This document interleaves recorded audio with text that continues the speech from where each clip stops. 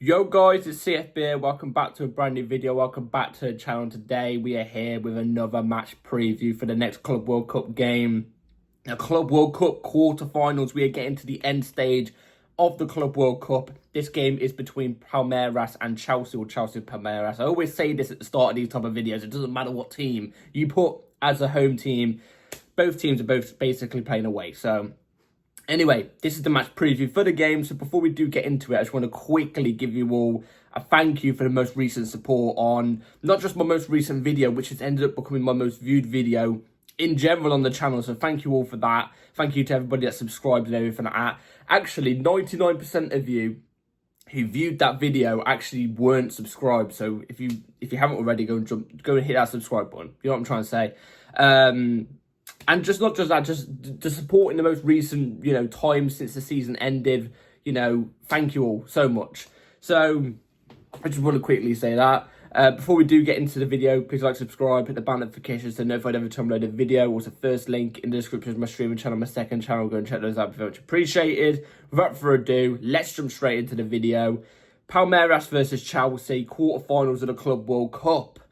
Tough game because Brazilian teams have shown this in this Club World Cup so far, in my opinion, that they've been the better sides in this Club World Cup. I think they've been the best, in terms of country with the clubs in the Club World Cup so far. I mean, Flamengo, turned into prime Barcelona against us. I don't know how.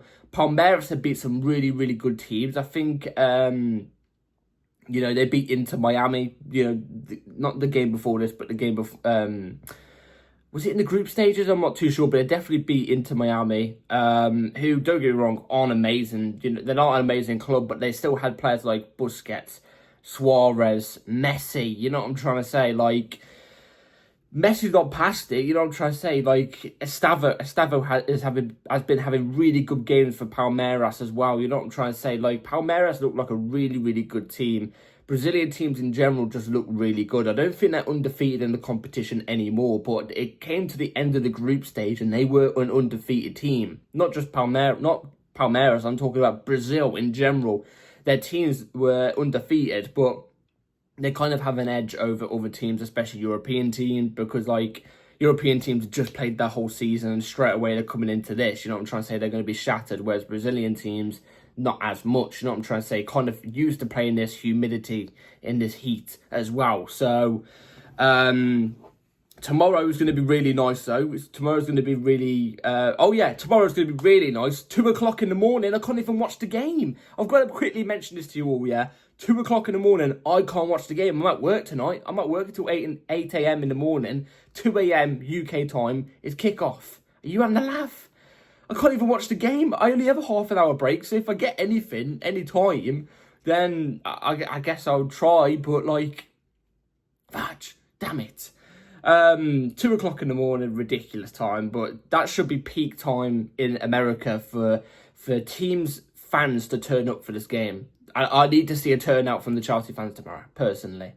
But anyway, what I was going to say was it's going to be nice seeing Estavo play tomorrow. I'm not going to lie, it is going to be nice to see Estavo play tomorrow. Obviously, Estavo plays for Palmeiras. He's currently going to come back to Chelsea, I think, after the Club World Cup, if I'm not mistaken. From what I've seen in the Club World Cup from Estavo, it makes me feel makes me feel more comfortable about him just coming straight into the team. Not into the straight 11, but in the squad. You know what I'm trying to say? Because beforehand, I was a bit there like, maybe he still needs a loan. Maybe he still needs a loan. You know what I'm trying to say? But then seeing how he's performed in his Club World Cup against some amazing teams with some really good players in, it gives me that more confidence. I'm still thinking maybe he should go out on loan somewhere first, but a player of that quality, a player of that standard, that stature, you kind of can't put them out on a loan, can you? Because, they'll probably be upset about it or something. But it will be nice to see Estavo. I hope he doesn't have a bloody brilliant game against us, you know what I'm trying to say? I hope he doesn't, because I want us to win. But, best of luck to him. I hope we don't break his ankles, and I hope he doesn't have a good game against us, and there's that mutual respect there, you know what I'm trying to say? Anyway, Palmeiras are going to be quite a tough team. I actually quite like Palmeiras. So, yeah. Anyway, let's talk about Chelsea. Let's talk about Chelsea because in our last game, obviously we played against Benfica. I think Benfica are a better team than Palmeiras. I would probably say Benfica would probably beat Palmeiras on a regular day. You know what I'm trying to say? So the fact that we won that game so convincingly and so brilliantly with, all the circumstances that happened, the referee being absolute shite, by the way, the weather people, FIFA, we beat FIFA that day, man. I'm telling you this, we beat FIFA that day. They put out a crap ref against us, who the ref was against us, clear and obviously. Weather circumstances, all this BS, you know what I'm trying to say? Benfica getting the 1-1 goal in the 95th minute. Guess what? Our tails didn't go down. Our tails stood up, and we kept going. In fact, actually, we stepped it up.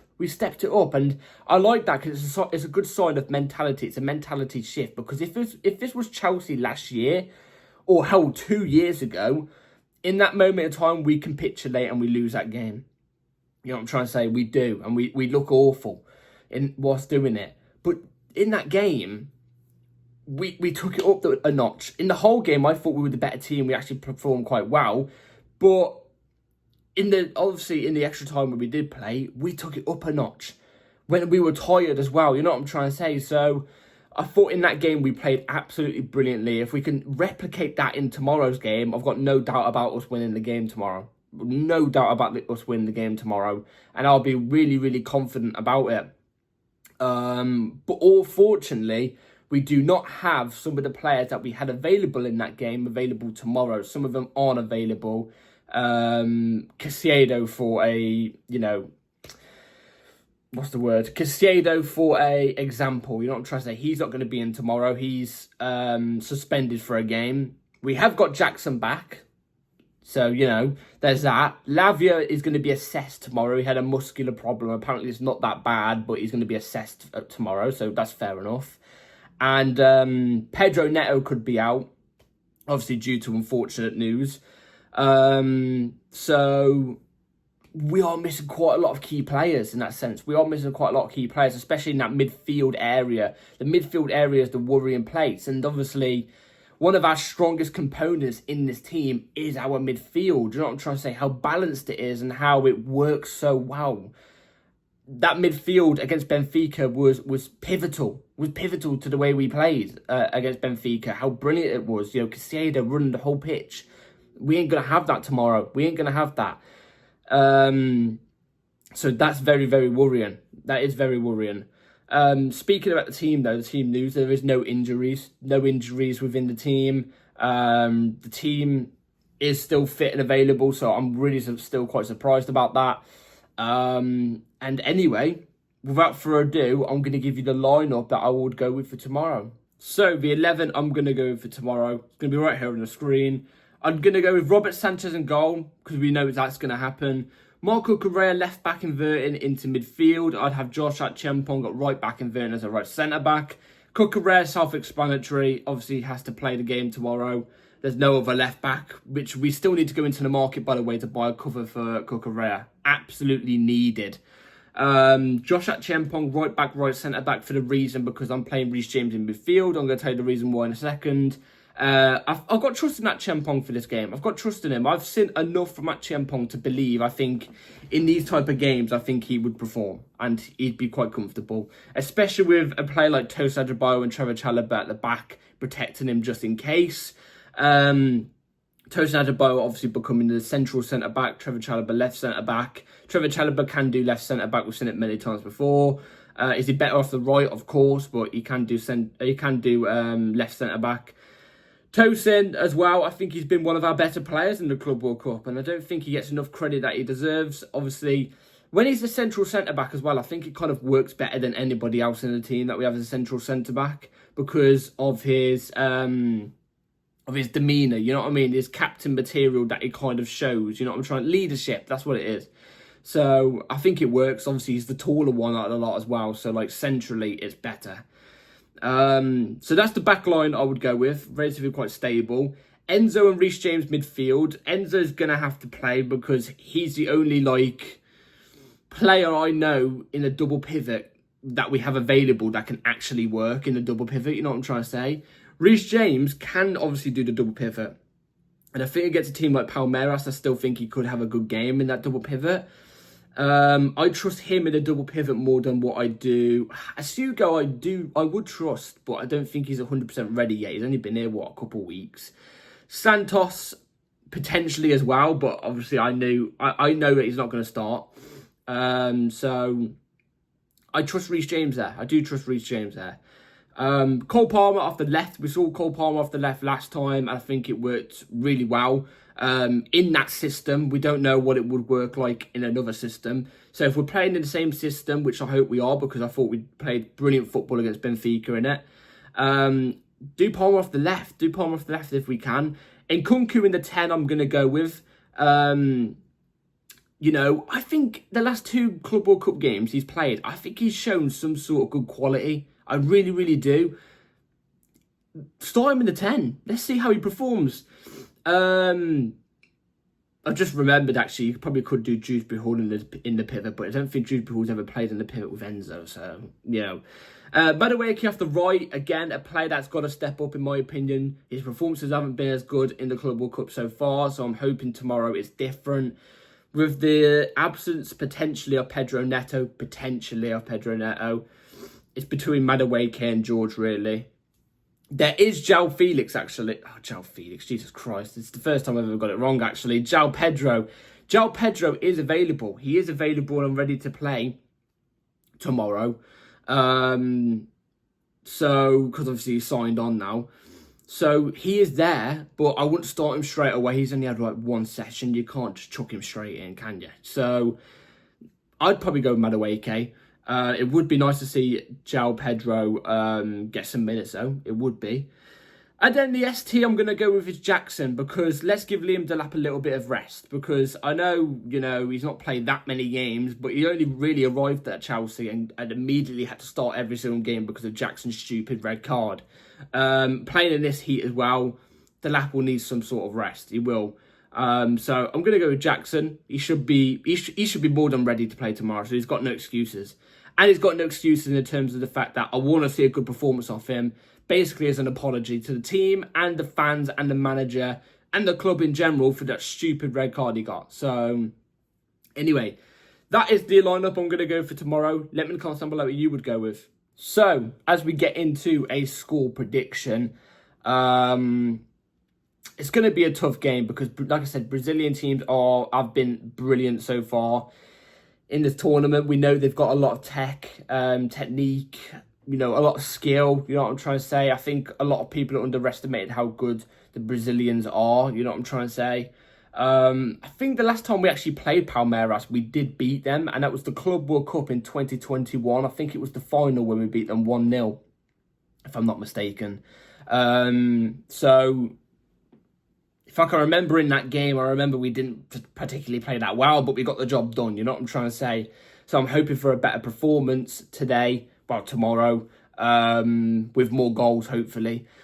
Different Chelsea team as well, so we can't really judge it. I'm going to go with Palmeiras 0, Chelsea 1. I'm going to go for 1-0 win. Like I said, I'm hoping for more goals, obviously, than the last time we played them. But I've just got a feeling we're going to win 1-0. I think it'll be I don't think it's going to be a comfortable performance, but I think we're going to be on it because our mentality is going to be on it. We're going to have more about us now after that Benfica result. How can you not have a big step up in mentality, a big mentality shift after that win? You know what I'm trying to say? To come back and scoring 3 goals in like 9 minutes and stuff.